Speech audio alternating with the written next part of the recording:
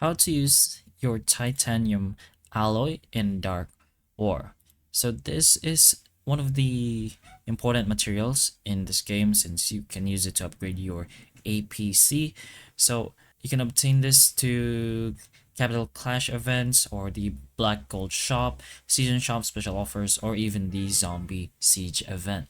So it's one of the required materials alongside gear and blueprints when upgrading vehicle parts or specialization paths.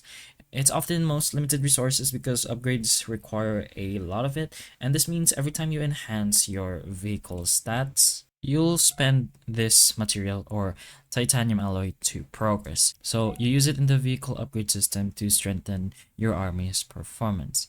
And since it is harder to stockpile than other materials, it's pretty much better to prioritize this material when choosing rewards and focusing it on one upgrade path instead of spreading it thin.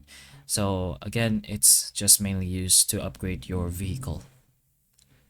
But hopefully the idea does help you, or the general explanation.